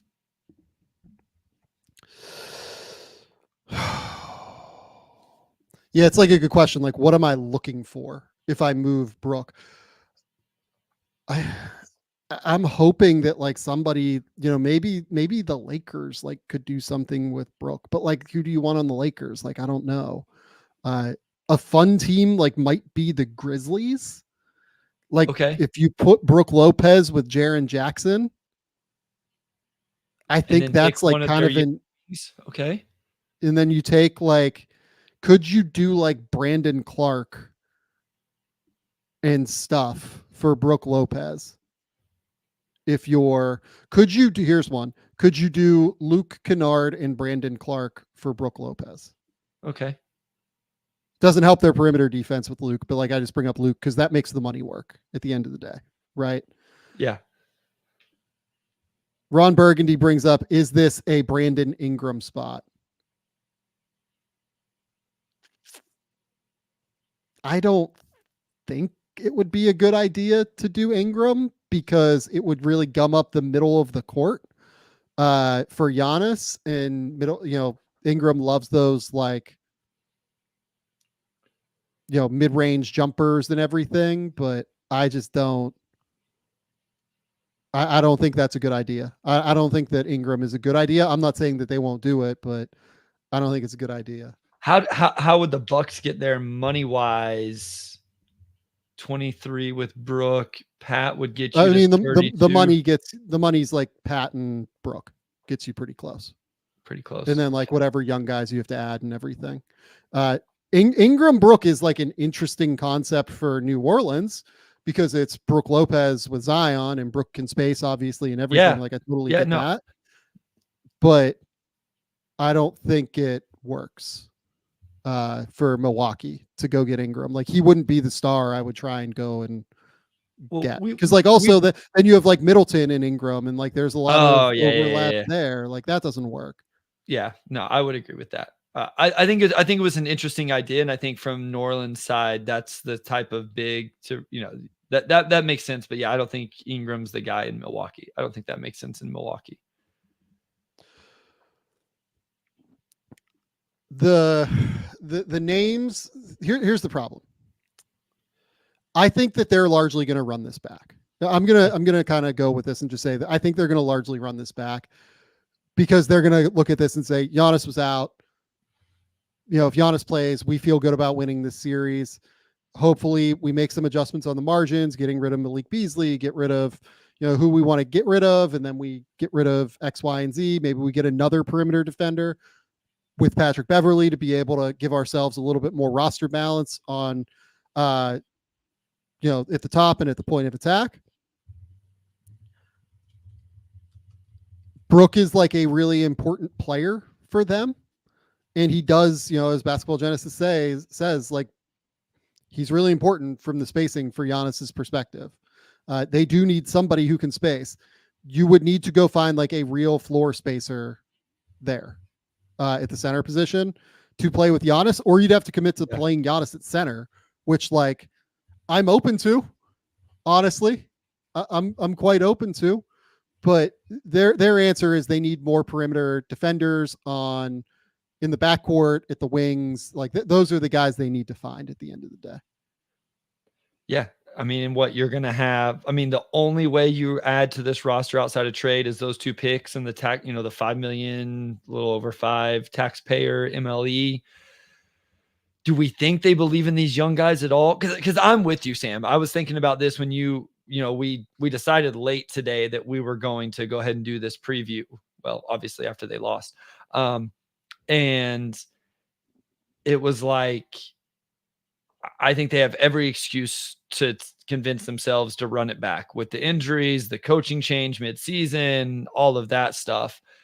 I would feel a little better about that if you told me they are going to commit to playing Andre Jackson Jr. and Marshawn Beauchamp, or they think those guys can play and bring some influx of energy into this team and some perimeter defense like we've talked about. If not, running it back makes me even more nervous if they don't, because where's the other talent coming from? Where's the other talent? Unless we just do like, hey, we're going to move Brook Lopez just to shake things up. But I think Basketball Genius, he brings up a good point there. Like, that spacing from the center position is important for this roster, especially with Giannis. Yeah, I think you have, it's hard because like they're so close to the second apron. And I think if you're them, you really can't go over the second apron. You just need to keep that flexibility given how important given how constricted you get if you're over the second apron in terms of moves that you can make, as we're learning with Phoenix. I want to ask you about them before we sign off, whenever that time comes. Yeah. So I think Giannis, Chris, Brook, and Dame are probably back because you need Brook, just like in terms of fit. And Brook didn't have a bad year. Like I thought Brook was fine. I thought Brook was actually pretty good this year. I think you try and move Connaughton to get as far below the second apron as you can. I think that you also look into moving Portis again to try and get as far below the second apron as you can. And Bobby Portis had a really good year. I like Bobby Portis. I know he's not good defensively, but yeah, but like I just think you need to probably try and move somebody to get as far below the second apron as you can. And then you try and maneuver around that. Like, can you get a big of some sort? Could you get I'm like really trying to come up with a name here and it gets tricky. Like, does Andre Drummond, it's a different player than Portis, obviously, but like, does Drummond help you in any way, shape, or form? Does you want it to be a shooter, somebody who could theoretically shoot? There's like, does Mo Bamba do it for you? Like, not really for me, but like I could understand it. Like maybe you try and get like a Xavier Tillman. Maybe you try and get like the big class this year just thins out in a hurry. It gets hard to find the guy. The name that I would love for them, I just wonder if he gets paid too much. I think Goga Batadze would be fantastic for them. Is like a backup center that's cheaper than Portis. If you could find a way to move Portis's money somewhere else. Here's the thing, Sam. Like, so I was just looking at total minutes played this year. Beasley was fourth on the team. He played 79 games. Portis played 82 games. He was fifth on the team. Both those guys over 2,000 minutes. Crowder even played over 1,100, which was eighth. And Connaughton was sixth, played 76 games and played 1,600 minutes. My point being, like, just letting Beasley walk, that's 2,300 minutes gone right there. Like, I just get nervous about where minutes come, again, depending on how they feel about these young guys. And those young guys to me, I felt like they didn't get to play at all the second half of the year. Like maybe that was just, okay, now it's winning time. We got to make a push, whatever. But if you don't believe in those guys, you got to bring in some real dudes to eat up minutes in the regular season if you're going to let any of these guys go and not replace them directly in a trade or, whatever. So it gets tricky. If I was them, I would hope that Andre Jackson can like really play next year. And I think he'll be able to. Like, I think Andre Jackson, when I saw him this year, was pretty solid. He wasn't like amazing or anything. There are offensive holes that, undeniably he creates limitations on that end because he can't shoot. But for instance, what was it in game 4? I thought he gave them like a real bump Like he had like 6 assists and 7 rebounds, and his energy was awesome. Like I thought he was really, really valuable. Like seriously, I think that getting rid of Beasley is like such addition by subtraction at the end of the day. I think that his defensive issues, that we just went through, play after play after play, they've been there all year. I know that he shot well, but they've been there all year, and it's just really hard to win when you have somebody who's like breaking down that consistently. So let's say you have Giannis, Dame, Middleton, Lopez. You have a big of some sort. Let's bring back Pat Beverly. That's 6. You've got Andre Jackson, 7. That's 7 rotation guys that we think can make it work, right? I think AJ Green like showed some positive things this year. There are limitations, but like if you're talking about like a 15-minute per game kind of shooter, sure. I haven't seen a ton of Beauchamp yet that makes me think he's going to be able to play at a high level, but probably is on the roster next year unless they move him for, in a trade for something else. That's 9. 23, I think you have to draft an older guy that can help you. Yeah. 33, I think there's a chance that they could get somebody like Oso Iguodaro, or like maybe Deron Holmes falls to 33 or something. Derek Reynolds brings that up. Like maybe Deron Holmes goes 23 and, you end up with Bobby Clintman at 33, or, here's a great name for them. This is actually exactly what I would do, Bryce. Maybe you take Deron Holmes at 23 and you take Jamal Shed at 33. Okay. And you have just like a monster at the point of attack in Jamal Shed who can run a second unit, can be your backup point guard. The shooting is a real issue. I get it. But like that dude can go. Like that dude can really, really play. I don't know. Like you end up with Holmes at 23, like something like that. And then you get like a perimeter defender at 33. Like that's a win. I mean, it's 2 older prospects, right? Like Shed's 4 years at Houston. Holmes is 3 years at the 8. Like these guys are guys that should come in. And again, you talk about being able to space the floor that, brought up earlier. That's something Deron Holmes did this last season and has really improved and grown with that. So I think that would make plenty of sense, especially if you were going to then move on from Portis to save a little bit of money and those type of things. So yep. I think they're in a spot in the draft where you can get some guys like that, right? Some other people may have names that they like better, but that makes sense to me. I think the whole still, I agree with you on Beasley, but at the end of the day, he played over 2,000 minutes at the 2. Is who is your starting 2 guard then? What is your starting backcourt? It's whoever to me. Like it upgrade. Whatever the name is, it's an upgrade, I think. Like I don't mean to be rude, but like I think that whatever it is, it's an upgrade. So you would probably go then just say, let's start Dame, Middleton, Andre Jackson, Giannis, Lopez, something like that. And then your backup is draft pick, AJ Green, Bev, draft pick, $5 million taxpayer MLE. I would want to get more athletic and I would want to get faster would be my goal. While also hopefully being able to shoot. Like the guy that I would love for them that I just don't know if they can get to the money. Could you do like a sign and trade with like Najee Marshall for Bobby Portis? And then you get like the big that can shoot in New Orleans. And then you get Najee Marshall, who's, super athletic, hair on fire, awesome wing that can play there. I mean, you know how I feel about Najee Marshall. So I'm just like, I don't think they could be able to do that. Like, I'm just like spitballing ideas. Yeah. But like somebody like that, could you get I'm trying to think of like teams that could use a big that can shoot. And like, there are a number of them, right? Like, could you go to the Clippers?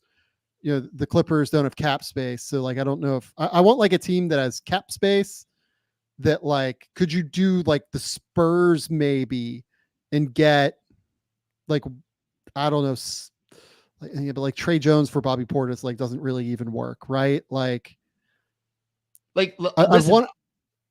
I would take Bobby Portis on the Pistons. Like, I would.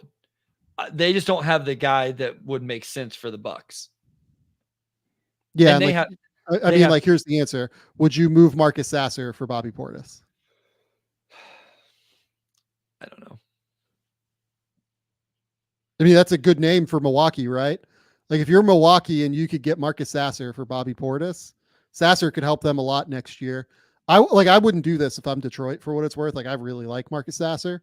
I understand you wanting Bobby Portis though, but I think that would be the ask for Portis. Yeah, sure. Would be like something in that ballpark. I'm not as high on Sasser as you are at this point, but so you would consider that then? Yeah. Not part of my thing with the Pistons offseason though is like I don't like any moves in a vacuum. I want to see the big picture of all of the moves. Because like in a vacuum, that one doesn't make sense just by itself. But yeah. Big who can shoot for Cade, like probably helps get Cade going a little bit. Like I would get that. For what it's worth, like T in the YouTube comments like brings up Bobby Portis isn't the problem to me. I completely agree. Like I don't think Bobby Portis is the problem with the Milwaukee Bucks at all. Yeah, I don't think that's what we're trying to say. Yeah. No, we're not saying that at all here. It's just they are really close to the second apron and they need to find a way to stay below it. Yeah. And Pat Connaughton is like a very negative contract. I don't know how much success they're going to have moving that. And like, I don't think they will have success moving it. It's just that you will have to like attach things to it in order to get rid of him. Portis, like, I think you would probably get things of value given the season he's coming off of. I think Bobby Portis had a good year. It's just that he is a more expensive luxury than what I think the Bucks can afford, given how close they are to the second apron. Like if you could get a Sasser, hope that he can play next year as your backup point guard, be like aggressive defensively and be a shooter, and then you end up with 13 million or whatever would be 10 million away from the second apron. Like that's a big value add for the Bucks. Well, and then again, you draft Deron Holmes or whoever at 23. And I think somebody like Deron Holmes, right, Kyle Filipowski, whatever, especially in that role, comes in as a rookie and can fill that role. Like maybe not to the extent of Bobby Portis right away, but I think especially those two guys can play with Giannis, can play with Brook a little bit.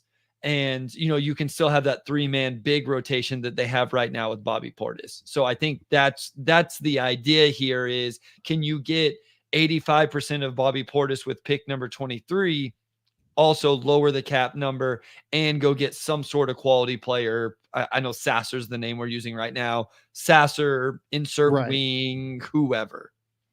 Something along those lines is more we're not trying to like come up with the exact name. It's like we're trying to come up with an example of a deal that could make relative sense for them, right?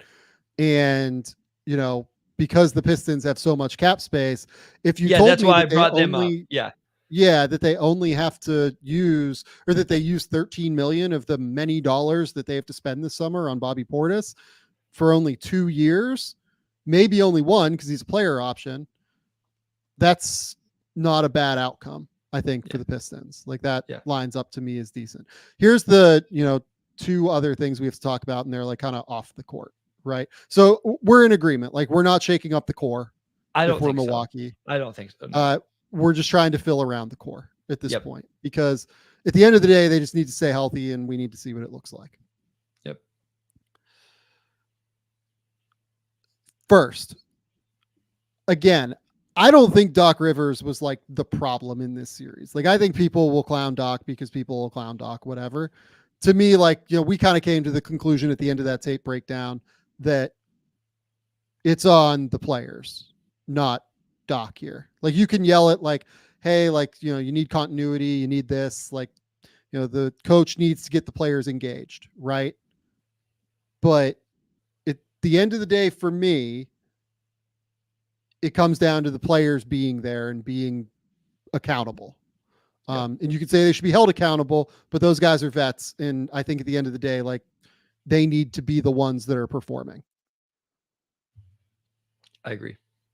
So with Doc, we're rolling into next season. Was the hire I would have made? No, but like, whatever. Yeah. The second piece of it is the front office piece, because John Horst, his name has come up in the Detroit Pistons front office search. John Horst is from Michigan.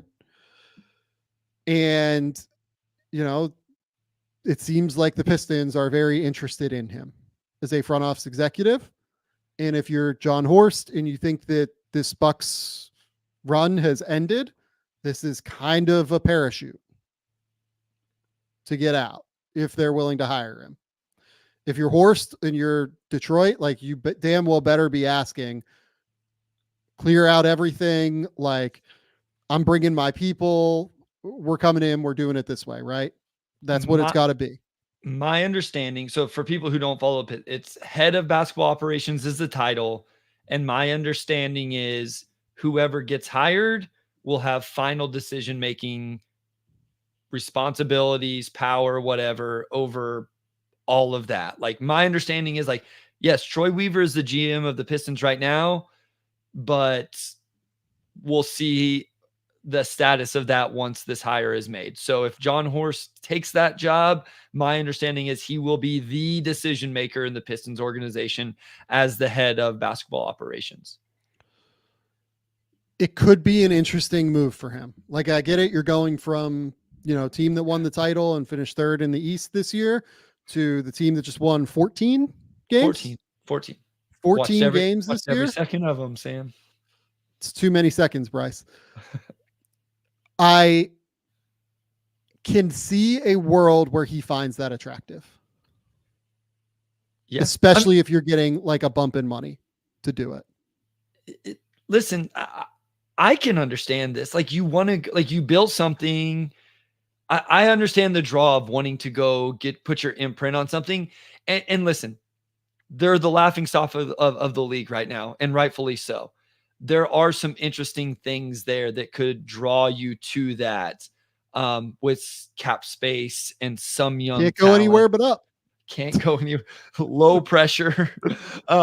Yeah, but so there are some things that could be exciting for somebody who maybe is looking for something new or enjoys the idea of building something like that, you know, whatever. So there's lots of things that go into those decisions. I'm going to be honest. I think if I was John Horst, not what John Horst is actually thinking, if I was John Horst, I would probably do it. I would too. I think I would. Because I think the challenge would be exciting for me, Sam. Yeah. It will be interesting to see what happens there. Okay. Last thing, Bryce. Do you want to talk NBA draft at all, or do we want to call it? We can. I want to ask you a question. Did you see Ishbia's comment? Which one? About there were many. About how, like, only 3 organizations or 3 owners in the NBA roster, whatever, is better than what Phoenix is, in a better situation than what Phoenix is in right now. I will pull it up for us while we're talking. Continue though on what your. I just wanted to go through the teams and see how many there actually were, because I usually don't follow this stuff, but his press conference just continued to show up on my timeline for some reason. I don't think I follow anybody that this should have been the case, other than he just kept saying stuff, and I usually don't care. Did it? Oh no! I think kept saying stuff is the right way to put it. I have the video for us. I mean, let's just be real. Although this isn't a cool narrative, and the national media really won't want to play it out there, but like, ask the other 29 GMs. 26 of them would trade their whole team for our whole team and our draft picks and everything as is. Like, The house is not on fire. We're in great position. It's not hard to fix. It's not like we're like, hey, we don't have enough talent to win a championship. We have enough talent to win a championship, right? Do we have enough continuity? Do we have time together? Like, there's a lot of things we can look at. Do we have like the right leadership in place? Do we have to add some little pieces around? It's not like we don't have people that can score the ball, not that play defense and have one champ. Like, we have all the things. And so, how fixable is it? And I mean, if I read the media, I would think we have a lot of problems. But luckily, I get to spend time with, the best players in the world, in my opinion, the best coaches, GMs, see like all these people, and I get to spend time with our people and say, we're in really great shape, and I wouldn't trade our team or our situation for anyone else's, except for I'd like to be playing right now. But besides that, for like how going into the offseason, I feel great about it. It's not like there's a lot of other teams that have good players that have to re-sign them or they're going to lose them or that they're unrestricted free agents. Like, our starting five's coming back. I feel very good about it. Oh, It's a wild ride. It's a wild ride that he just took us on there. Don't have many guys. Like, the first thing that popped up there is like, yeah, we have all these guys that can defend. Don't agree. So that was my first thought as well. Like, don't really agree with that. He also said a change in leadership, which I thought was an interesting little nugget. Like, I was like, okay, well, who's which leader in which part of the organization is that? So yeah, he said a lot. Like, and he also said previously in that conversation that I haven't even met with any of these people to know what I'm going to do yet. Like, I don't know what I'm going to do yet in terms of making changes, or if I'm going to make changes. Like, all the media says that, like, we're going to fire the coach, we're going to fire the GM, but nobody knows, right? So I think that he just kind of went up there and said some stuff, Bryce. In terms of, 26 of the 29 other teams, so there'd be 3 other teams in the league that I would imagine that like Denver and Boston would be 2 of them, probably Minnesota, because they just lost to Minnesota, right? Like, those are probably the 3 that he, the reason he said 26 off the top of his head, right? Yeah. Oklahoma City? Oklahoma City, yes. I'd much rather be Oklahoma City right now. Keep going. Okay, so I was just going to go to New York, because I think New York's is interesting because Phoenix has more. They have picks. They have picks. And like real like salary cap flexibility, and they're frankly better than Phoenix right now. The 76ers. Would rather be yes, would rather be the 76ers because they have a few more picks, plus they have the ability to sign like a max guy this summer, or like trade for a max guy. And they have they have maybe the best player in the league, and really, really and a superstar along with him. So I would say Milwaukee. No, you would agree. Same tier. Same tier. Cleveland. No. I would probably neither. same tier, because they have problems coming up, like with Donovan Mitchell being a free agent and everything. Like, it could be a problem. Orlando. Would much rather be Orlando. Indiana. Would rather be Indiana. Yeah. Okay. Miami.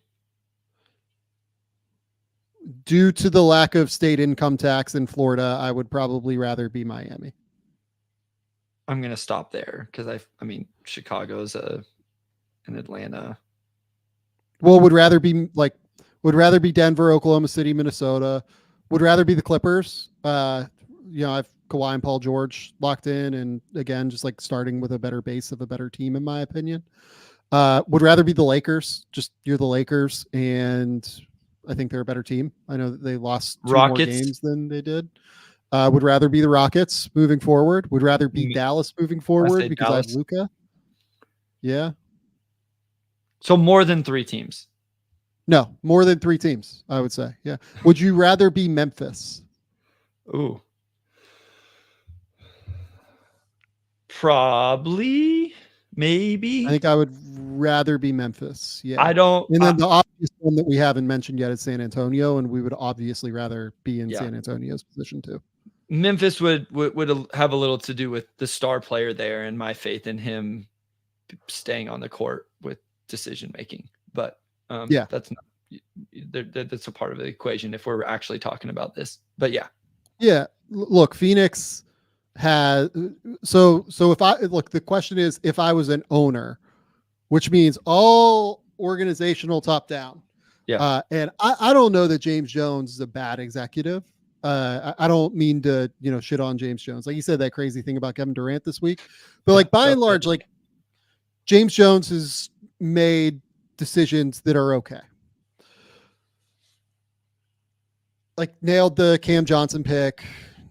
I don't think he did the McHale deal. I think that was Ryan McDonough, but hit Cam Johnson. The Beal deal was like okay this summer. Like that wasn't the problem. It was the new owner syndrome Kevin Durant deal that I think like could crush them, I guess. I would rather have Zach Kleiman as my basketball operations manager than James Jones. I think the world of Zach Kleiman is a basketball mind. So I would rather have him in charge, and thus that would be kind of my tiebreaker there if I was in an ownership situation, which I won't be anytime soon because I don't have $1 billion, unfortunately. Yeah, obviously he knows how to do something if he had the money to do that. I just found that quote very interesting. Yeah, the James Jones, KD stuff, very interesting. It's very interesting stuff out of Phoenix recently. I just surprised me. Weird stuff out of Phoenix, but this is going to be the Ishbia era. He's going to be aggressive. Like a lot of people have clowned Mat Ishbia recently, and I think that there are fair reasons to do so. I respect how aggressive he is, even if I think that it is often mistake prone and error prone.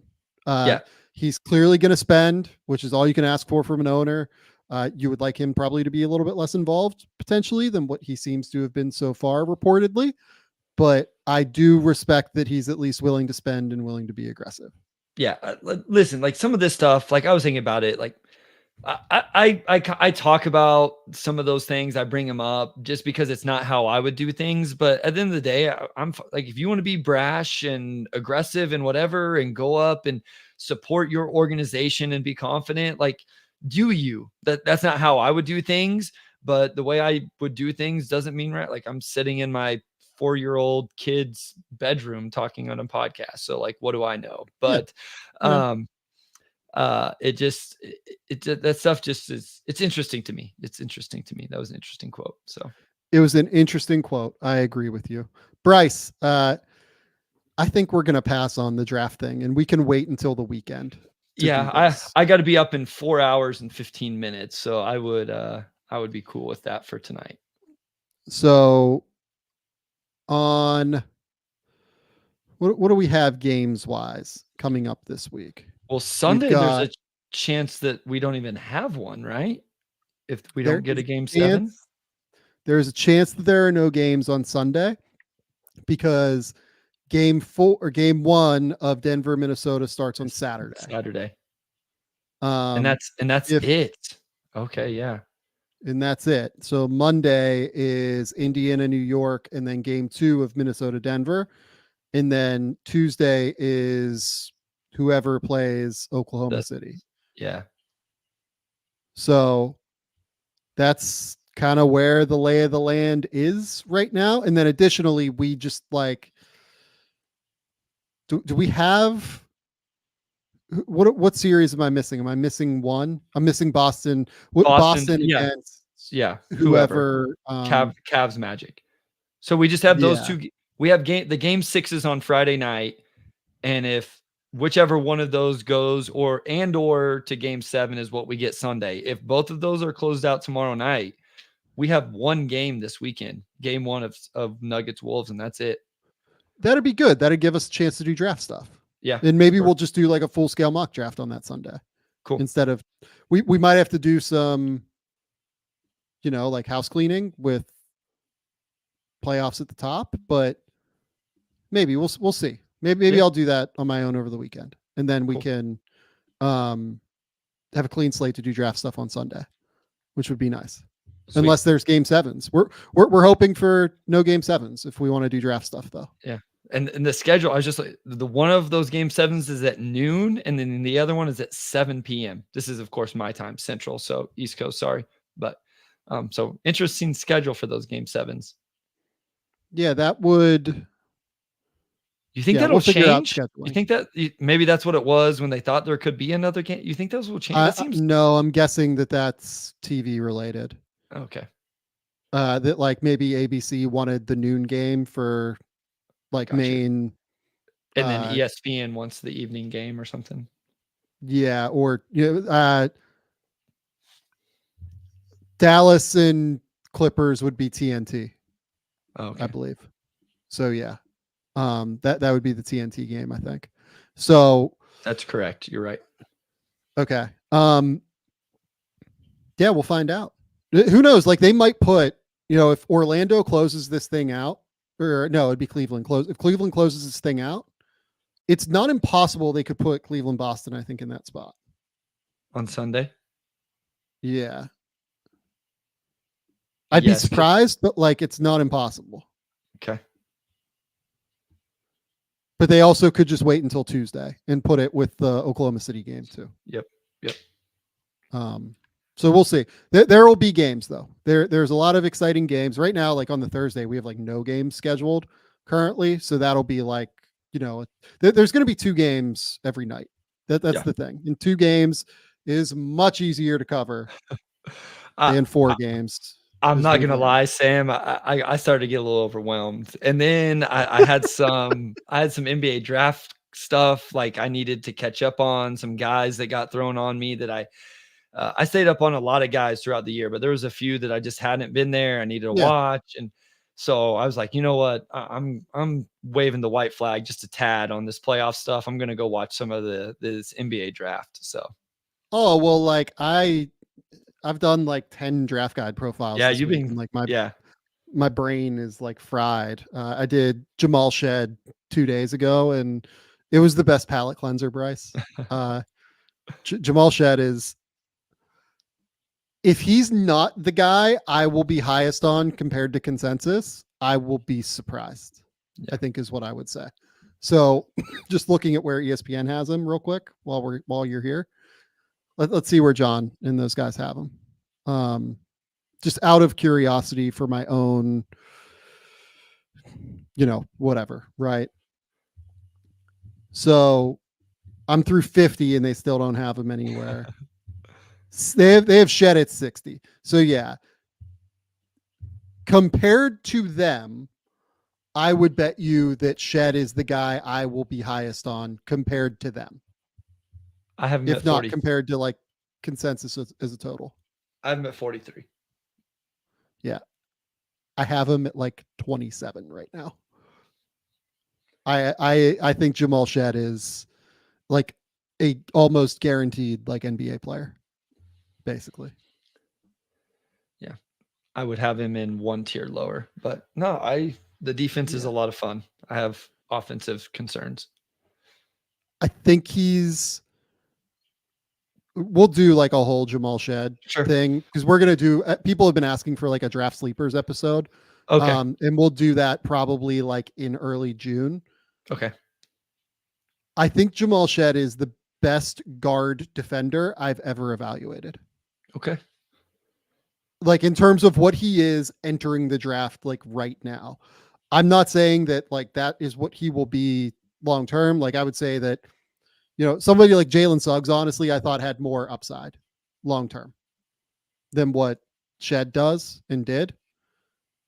But I think in terms of what he is like right now as a defender, I think Jamal Shed is the best defender I've ever evaluated. Like coming into the draft. It's unbelievable. Okay, Bryce, we got to get you off to bed. Please tell the people where they can find your work. Tell the people what's going on. Yeah, at Motor City Hoops on Twitter. You guys had me cracking up. Sam, somebody tweeted at me and they were like, Bryce, I know this is kind of weird, but I always just envisioned you with hair whenever I would listen to the pod. And then They saw the video and they're like, "Oh, you're Oh, bald." And so somebody said it more politely, like, "No, your voice just makes you sound younger," or the way I talk or something. I don't know. Maybe the energy I speak with. So anyway, at Motor City Hoops on Twitter, NBA draft, Piston stuff. Over on Substack, I tweet all the stuff out there, anything I put out. Pistons Pulse podcast. Sam joined us. Amazing episode. Has done very well. And then right here, Game Theory podcast with Sam Vecenie.